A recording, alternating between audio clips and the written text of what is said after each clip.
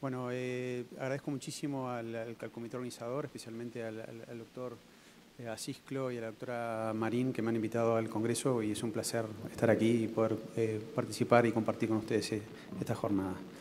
Me toca hablar un tema un poco, a veces complicado, que es un poco defender por qué es bueno la investigación translacional y sobre todo porque es bueno en determinados tipos de preguntas y modelos que nos hacemos en medicina intensiva.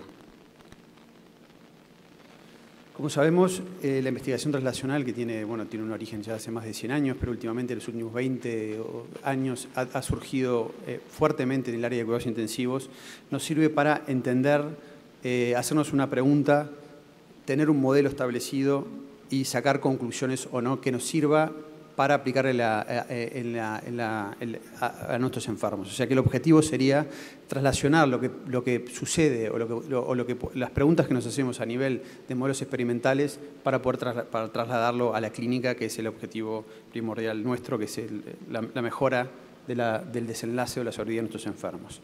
Entonces, el objetivo, en este caso, la pregunta a estudiar puede ser muchas, pero yo voy a hablar un poco del objetivo que va a ser el estudio del síndrome del distrés respiratorio agudo o la lesión pulmonar aguda.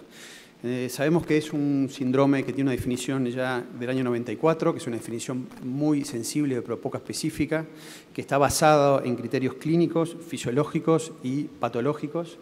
Actualmente ha surgido una definición nueva, que es la definición de Berlín, que también habría que validarla en el futuro, pero esta definición se basa en criterios clínicos, cuándo o no comienza el cuadro, la rapidez del cuadro, en criterios fisiológicos o fisiopatológicos, que es la hipoxemia, el origen del edema, seguimos en clínicos, a nivel de las anormalidades o no que tengan la placa de tórax, y también en criterios de cómo está la ventilación mecánica de la pipa. O sea que es una definición de un síndrome muy sensible y poco específica para estudiar.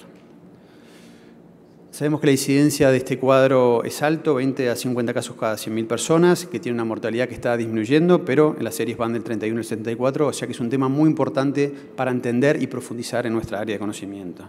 Y también sabemos que es un síndrome muy heterogéneo, que está dado por un sinfín de patologías, y el 80% lo van a llevar la neumonía, la sepsis o el shock. O sea que es un síndrome muy heterogéneo en el contexto de lo que queremos estudiar.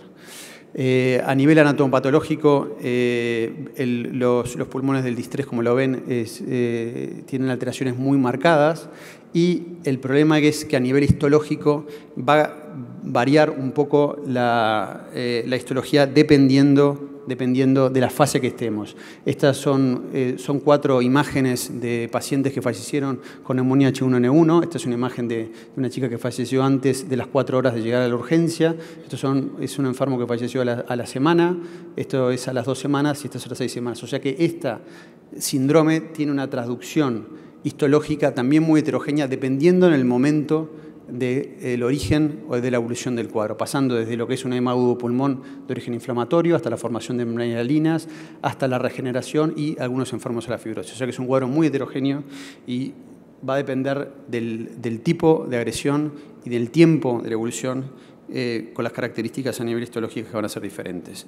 Por lo tanto, hoy estuvimos viendo un poco que la patogenia del distrés generalmente es de origen inflamatorio. Hay una serie de cascadas inflamatorias que están sucediendo a nivel del pulmón, y para entenderla necesitamos ir a modelos celulares, modelos animales, para poder realmente hacernos preguntas concretas e ir paso a paso entendiendo un poco lo que es la diversidad en cuanto a la fisiopatología del síndrome de distrés respiratorio.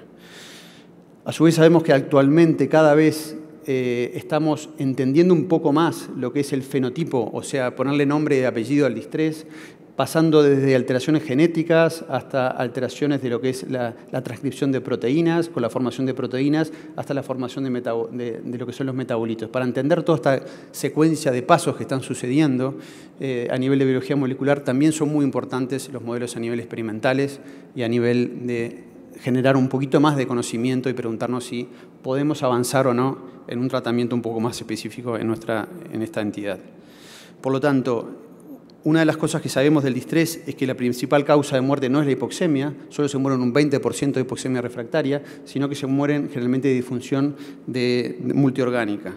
Y también sabemos que el único estudio hasta ahora que hay un beneficio en la supervivencia es usando una ventilación de tipo protectiva, y que usar una ventilación de tipo lesiva puede generar daños no solo al pulmón, sino que en órganos a distancia. Entonces, en base a esto, yo me voy a hacer preguntas que podríamos hacerlo con investigación translacional. Lo más importante, si queremos empezar a tratar de hacer modelos experimentales, es tener un buen modelo. Si no tenemos un buen modelo, no podemos hacernos ninguna pregunta. O sea que es fundamental un buen modelo, y a veces podemos estar años tratando de obtener un modelo que sea relevante y que sea parecido a lo que está pasando a nivel de la clínica de nuestros enfermos, que generalmente es muy difícil de lograr. Como ven, bueno, este libro no lo leo mucho yo, pero siempre hay que, cuando uno hace experimentación de celular animal, hay que tener mucha ética con lo que es el cuidado de los animales y tratar de ser lo más ético posible con la utilización de experimentación animal. En los modelos que hay de estiramiento pulmonar o que asimilen lo que es la lesión pulmonar, hay muchos. Van desde estirar células, lo más simple, hasta modelos animales con volumen tidal alto, y también hay subestudios en pacientes que tienen áreas sometidas a altas presiones, lo que es el pulmón inhomogéneo de los pacientes con síndrome respiratorio del adulto. O sea que tenemos muchos modelos para tratar de asimilarnos a lo que está pasando en nuestros enfermos. Sobre todo sería uno de los modelos más establecidos es estirar los pulmones. ¿Qué ha sido modelizado hasta ahora en muchos de los modelos animales? Los modelos de animales tienen que tener un comienzo rápido después del insulto, parecido a lo que está pasando con el distrés. Tiene que haber evidencia de disfunción pulmonar, por ejemplo, hipoxemia o alteraciones de la compliance, porque si no, no sería nada parecido a lo que pasa en nuestros enfermos. Tiene que haber evidencia histológica de daño pulmonar parenquimatoso, endotelio, intersticio, si hay membranas hialinas mejor. Y tiene que haber evidencia de aumento de la permeabilidad de membrana alveocapilar. Esto es todo lo que tiene la definición de la clasificación de consenso. Si tenemos un modelo que no tiene nada de esto, sería un muy mal modelo de lesión pulmonar y no nos ponemos a hacer ninguna pregunta relacionada a lo que está pasando en nuestros enfermos.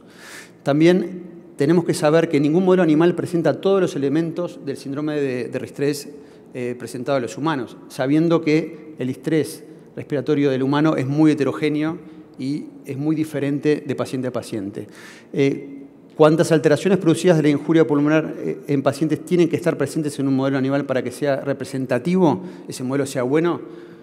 La verdad que no sabemos, pero bueno, ha surgido últimamente una conferencia de consenso describiendo cuáles serían los modelos aconsejables o qué ventajas tienen o desventajas tienen los modelos de lesión pulmonar aguda a nivel animal, o sea, cuál de estos modelos nos serviría para hacernos la pregunta correspondiente. Como ven, estos son modelos de Billy, estos son modelos de LPS, este es un modelo de inoculación bacteriana, y como ven, algunos se asemejan a lo que pasa a los pacientes y otros son bastante diferentes entre ellos. Por lo tanto, modelos experimentales de lesión pulmonar aguda, igual que la clínica, directos pueden ser por aspiración de ácido, lavado broncoalveolar, ácido oleico, y el más usado es la ventilación con volúmenes altos o lo que es el Billy. Es un modelo muy simple de hacer y muy sencillo. Y indirectos, la sepsis y la pancreatitis. O sea que es parecido a lo que podría estar sucediendo en nuestros enfermos. Esto es una revisión de los modelos de lesión pulmonar aguda. Como ven, casi el 30% de los modelos que se hacen a nivel de las publicaciones son con ventilación mecánica usando volúmenes tidal altos, pero hay un 19% que se hace con inyección del EPS, etcétera, etcétera. O sea que hay muchísima bibliografía y los modelos que se utilizan va a depender un poquito de la experiencia que tengamos y la pregunta que nos queremos hacer con respecto, en este caso, a la lesión pulmonar aguda. Y sabiendo que depende del animal, hay una diferencia muy grande entre animales y humanos en modelo de injuria pulmonar aguda porque la fisiología es distinta. La frecuencia respiratoria, por ejemplo, del ratón es mucho más alta, la de la rata es aproximadamente entre 70 y 100, no tiene arterias bronquiales, es más fina la barrera alveolo-capilar, etcétera, etcétera.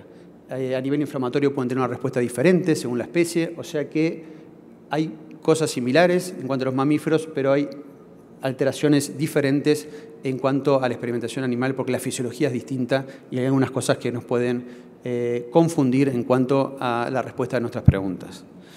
Otra cosa importante que la valoración y análisis de parámetros específicos en los modelos animales de lesión, hay que evaluar la velocidad que se genera el daño en nuestro modelo, la evaluación fisiológica de la injuria pulmonar, hay que evaluar el aumento de la permeabilidad, es siempre bueno tener una medida del daño pulmonar histológico y sabiendo que el análisis morfológico y histológico de las lesiones pulmonares en el desarrollo de un modelo DALI es muy heterogéneo.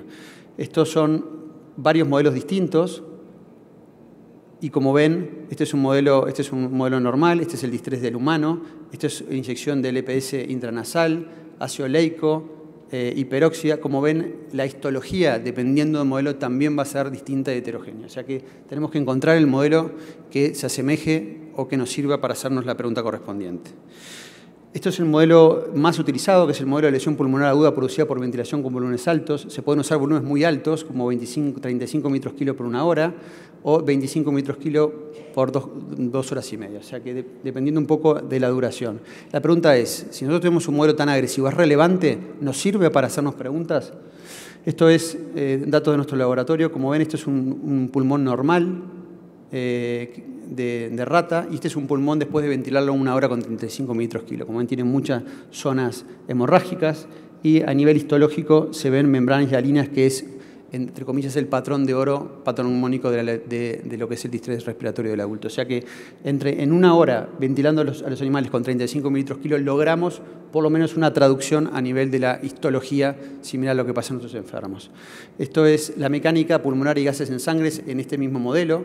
Como ven, la presión pico aumenta mucho cuando utilizamos 35 mililitros. La PO2 cae significativamente y el score de daño pulmonar aumenta. O sea que tenemos algunos parámetros de daño pulmonar fisiológico que podrían darnos la importancia que este modelo sí podría funcionar para hacernos determinado tipo de preguntas. Y también la respuesta inflamatoria, esto es a nivel del suero, estos son animales controles, estos son sepsis y esto es con bili o con hiperventilación. Ven cómo aumenta la interleuquina en suero y cómo aumentan, en este caso este es el grupo de hiperventilación, cómo aumenta la interleuquina y las proteínas en el lavado broncoalveolar. Por lo tanto, sí es un modelo que genera también una respuesta inflamatoria, como es generalmente lo que está pasando en los modelos de lesión pulmonar aguda o en nuestros enfermos con la clínica de síndrome respiratorio del adulto. Por lo tanto, si tenemos un modelo ya asentado y estamos seguros que el modelo es bueno, tenemos que hacernos la pregunta, porque el objetivo de esto es hacernos preguntas para sacar conclusiones a nivel de la clínica. Yo voy a hacer 3 preguntas y lo importante es una pregunta clínica, pasarla a nuestros modelos a nivel experimental o celular para que realmente poder contestarnos esa pregunta. Si aquí trabajaríamos solo sin hacernos preguntas a nivel clínica, no tendría mucho sentido la investigación translacional. O sea que siempre la pregunta a nivel de la cama del enfermo, poder tratar de contestarla o avanzar pasito a pasito a nivel de la experimentación celular, animal o biología molecular, para luego poder en el futuro pensar en nuevas herramientas o estrategias terapéuticas.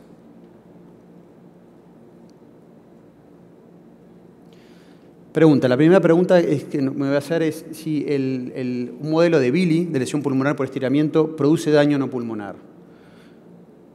Para eso, bueno, aquí tenemos una publicación realizada en nuestro laboratorio, veíamos que la ventilación con volumen tidal alto producía hipotensión sistémica, o sea que los animales, cuando los ventilábamos con presiones altas y con un volumen tidal muy alto, se generaba una caída de la tensión arterial sistémica, una hipoxemia, que eso era mejorado con el uso de corticoides. En este caso, en esta línea están los animales que previamente les administramos corticoides. O sea que sí, este modelo generaba una lesión órganos a distancia, que en este caso es como un fallo a nivel de la hemodinámica.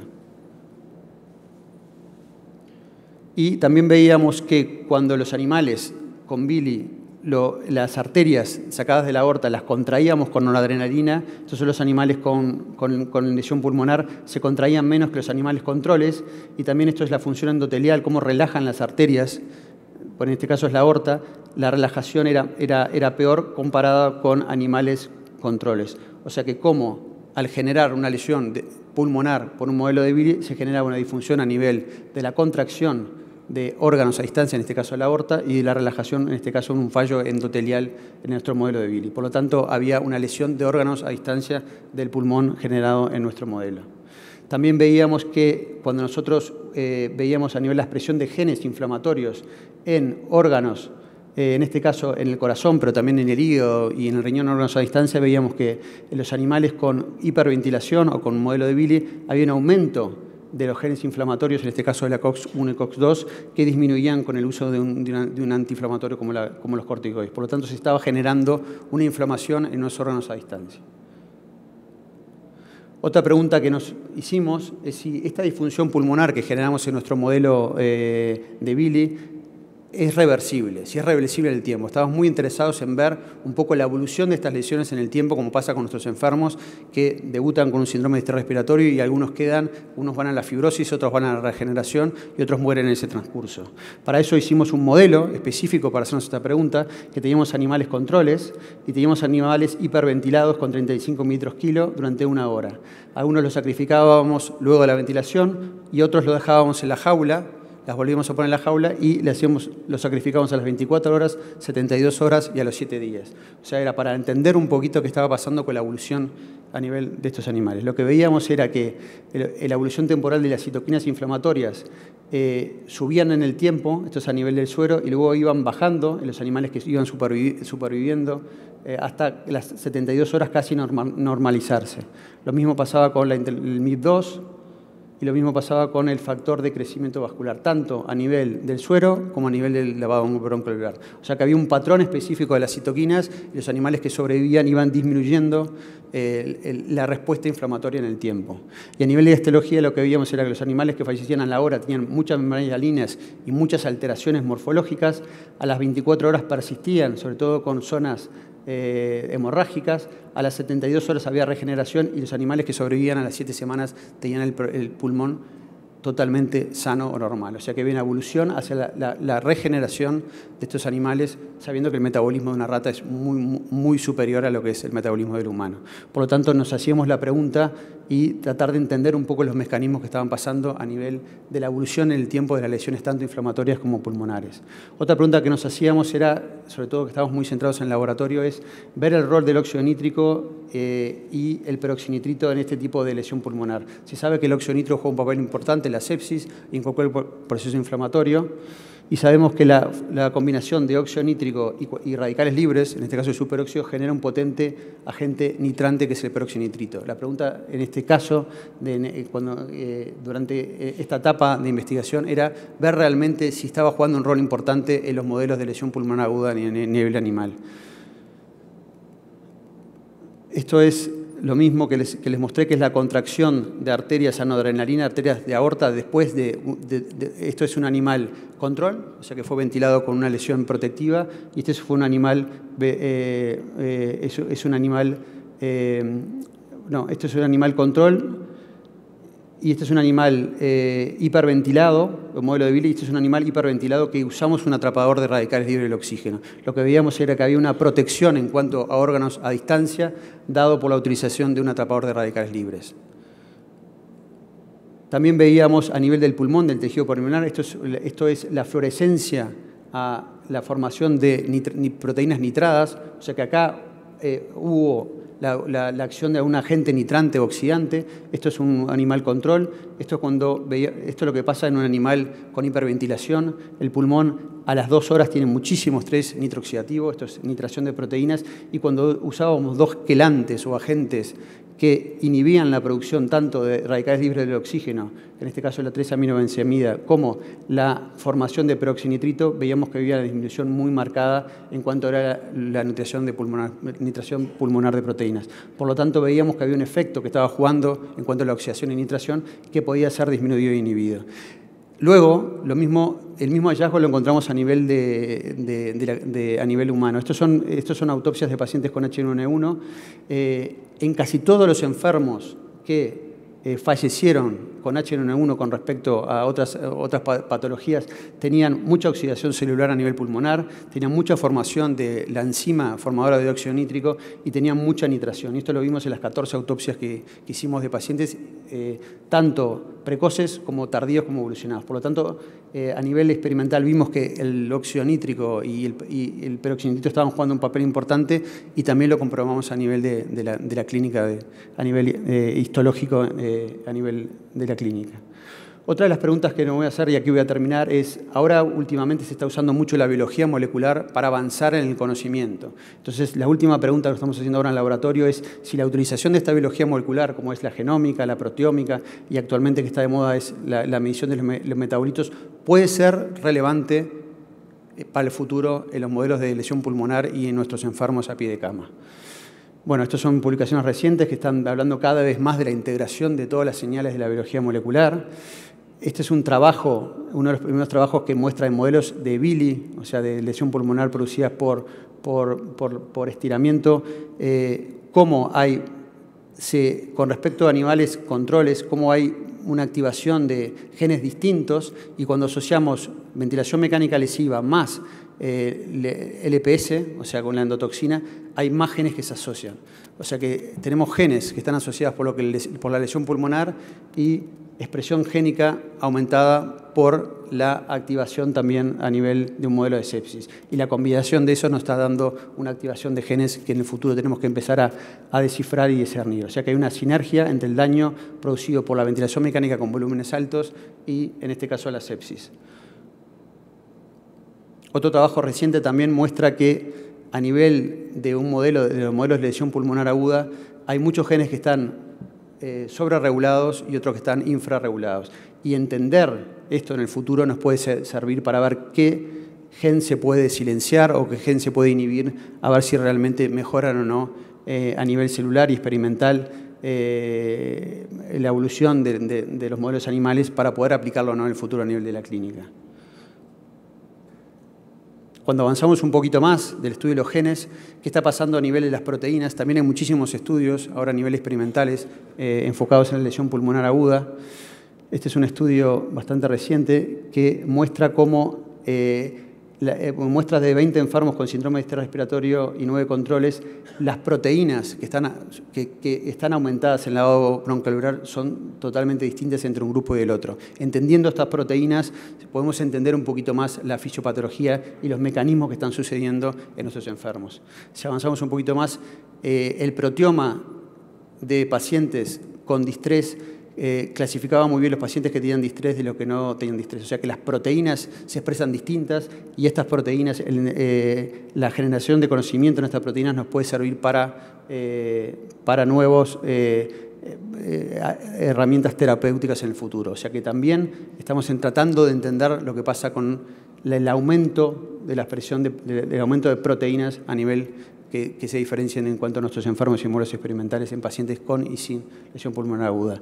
Y como ven, es muy complejo. Este es un trabajo también de hace poco donde veían que en pacientes con lavado broncoalveolar de distrés la evolución en el tiempo de la expresión de proteínas iba variando al correr de los días. Como yo les mostré, la histología es distinta según el día 1, según el día 2 y según la semana de evolución. También es lo que está pasando en biología molecular. O sea que es algo muy difícil de interpretar todo esto futuro. Quizás podamos contestarnos a alguna pregunta relacionada con lo que está pasando en el tiempo de nuestros enfermos. Y por último, el último eslabón de lo que es el fenotipo, o ponerle nombre y apellido a lo que es la lesión pulmonar, es desde la formación del DNA hasta la formación de proteínas, hasta la generación de metabolitos, estudiar lo que es la metabolómica o los metabolitos que hay en nuestros enfermos. Este es el primer trabajo experimental realizado en un modelo de lesión pulmonar, donde animales con lesión pulmonar y animales controles, la lesión pulmonar era producida por volumen tidal alto, le cuantificábamos los metabolitos que estaban los metabolitos a nivel de la sangre de esos animales, del pulmón y de la orina. Y lo que vimos, este es el grupo en azul, el grupo con lesión pulmonar, y este es el grupo de animales ventilados con una ventilación protectiva. A nivel del parénquima tisular, los metabolitos eran distintos. Cada punto de estos es el metaboloma entero, y a nivel del fluido broncoalveolar también se diferenciaba muy bien lo que eran los animales con hiperventilación de los animales controles. Y esos metabolitos o esa diferencia de aumento de metabolitos se correlacionaba bastante bien con algunos parámetros fisiológicos importantes, como la presión pico, la presión de oxígeno y un score de daño pulmonar. O sea que había una buena correlación entre las alteraciones de la metabolómica y una alteración fisiológica. Lo mismo luego de que obtuvimos buenos resultados, o por lo menos bastante aceptables a nivel experimental, lo mismo fuimos a analizar a nivel de pacientes. Aquí tomamos dos poblaciones, una de pacientes con neumonía H1N1 y otra con neumonía neumocóxica. El primer día que ingresaron a la urgencia les trajimos suero y con eso cuantificamos un patrón metabolómico de estos enfermos, a ver si realmente nos servía para algo, para ver la clasificación de los enfermos. Aquí ven en los pacientes con H1N1, los pacientes que desarrollaron distrés en la evolución.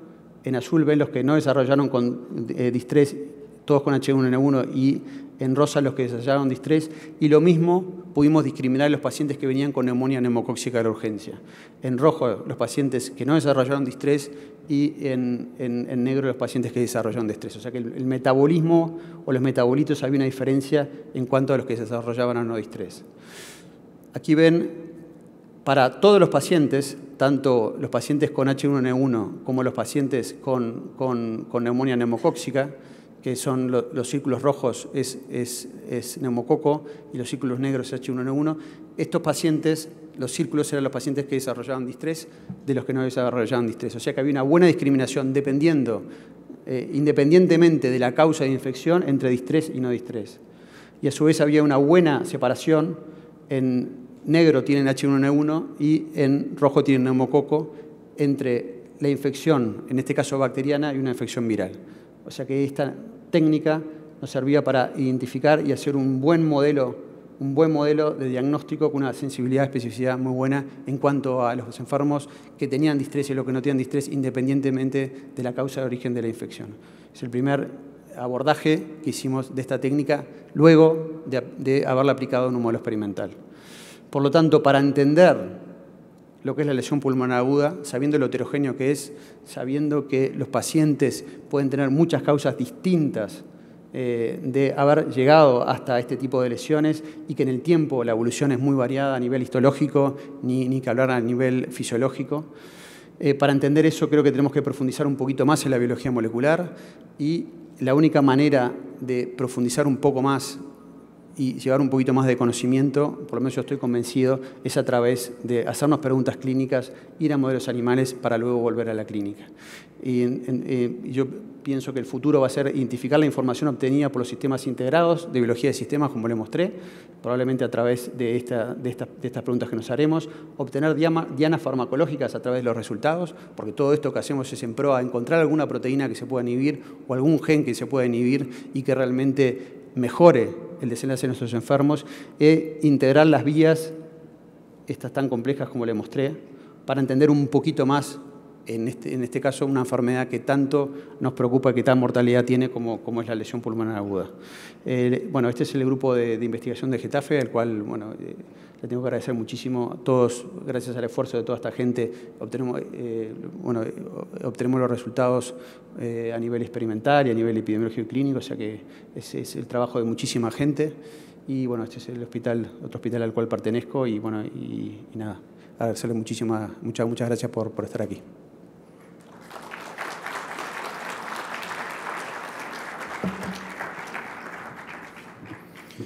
Bueno, no sé si tienen preguntas.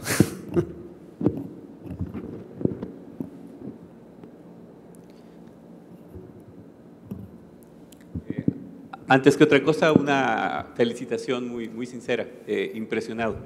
Creo que es muy emocionante ver cómo se acerca cada vez más el trabajo de la medicina, de la investigación experimental a las preguntas clínicas, y que en particular esta charla toca exactamente el tema, ya no de acercarlo, sino de que sea la ocupación de grupos enteros. Perdón si la pregunta gira en torno a los métodos. ¿Qué es lo que está ocurriendo? ¿Son los clínicos que se están acercando con los investigadores básicos? ¿Son los básicos que están yendo a los hospitales para interrelacionarse y tratar de entender cuáles son las preguntas clínicas? ¿O son los clínicos que después de un tiempo de hacer clínicas se están dedicando ahora a la investigación experimental Y esto está ocurriendo en hospitales, está ocurriendo tipo incubadoras de investigación en las universidades, o son instituciones híbridas fuera ya de los escenarios universitarios. Perdón si la pregunta tiene dos vertientes complejas. Sí, no, es una excelente pregunta. No, primero, hacer investigación translacional, la verdad que es un privilegio. No tendría que ser un privilegio, pero para intensivistas clínicos es un privilegio. Tendría que ser, tendríamos todos tener la posibilidad de poder tener una plataforma para poder hacer algo, por lo menos. Dependiendo un poco de donde estemos, bueno, en España hay muchas redes de integración que han aumentado muchísimo lo que es la producción a nivel científico y por no hacernos preguntas un poco más complejas. Por ejemplo, se han formado redes de redes en cual yo puedo trabajar con un físico, puedo trabajar con un bioquímico en otra institución, puedo trabajar con un biólogo, o sea que también funciona como redes. Un hospital se puede unir con otro y esa integración se ha formado hace unos 4 o 5 años con lo que es la formación de los ciberes. Estoy hablando de ejemplos específicos, pero también hay centros a nivel universitarios que obviamente que los básicos, si se quedan en la básica, no tienen ninguna traducción a nivel clínico. O sea, a veces estamos pagando muchísimos fondos para investigación básica y ellos están aislados en el contexto de que esa información no va a ser relevante.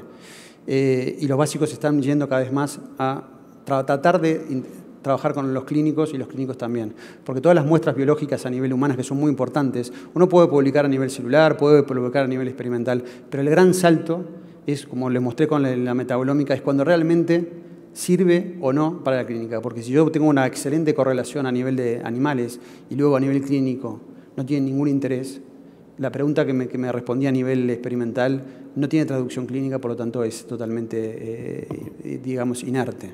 O sea que sí hay un contexto de varias cosas, formación de redes a nivel universitario y bueno, hay gente que le interesa integrarse y participar. Pero yo creo que la única manera es eso, es integrarnos con la gente más básica, es a nivel universitario, empezar a hacer cosas, pedir al gobierno que nos dé fondos para investigar, y yo creo que ahora América Latina, en esta fase de crecimiento, es importantísimo poder, y sobre todo nosotros en cuidados intensivos, que tenemos preguntas muy concretas para hacernos, tratar de ir un poco más a los básicos, empezar a hacer pequeños modelos o pequeñas aproximaciones experimentales, y si eso surge, poder crecer. Doctor, en algunos estudios en animales, antes de incrementar los niveles de PIB y ver los cambios pulmonares, se hace lavado bronquioalveolar. En humanos no se hace. Entonces, ¿usted qué sugiere? ¿Hay cambios, no hay cambios? No, el tema de los modelos experimentales, generalmente el modelo, yo le mostré los modelos experimentales de ratas, que uno lo ventila con volúmenes altos y tiene un daño muy marcado a la hora, ya, eso, que es un modelo muy rápido. Pero cuando queremos pasar a un animal más parecido, entre comillas, al humano, que es el cerdo, por más que lo ventilemos durante 24 horas con volúmenes muy altos, no se genera daño pulmonar. Por lo tanto, a esos animales hay que darle doble lesión, que es lavado, quitarle el surfactante y luego ventilarlo. Por eso muchos de los modelos que van a ver a nivel de cerdos van a ser doble lesión. Van a lavarlos primero, bueno, Amato lo está haciendo últimamente, y luego les va a provocar bili, porque por el bili solo, por estiramiento solo, no generan daño pulmonar ese tipo de animal. Por lo tanto, es muy heterogéneo dependiendo de la especie que utilicemos. Pero la única manera de generarle daño pulmonar rápido a un cerdo, por ejemplo, a la especie del cerdo, es primero lavarle y sacar el surfactante y luego hiperventilarlo. Si no, no genera daño. Nosotros en Getafe se han ventilado cerdos durante 48 horas, una UCI montada para cerdos y no se generó daño pulmonar.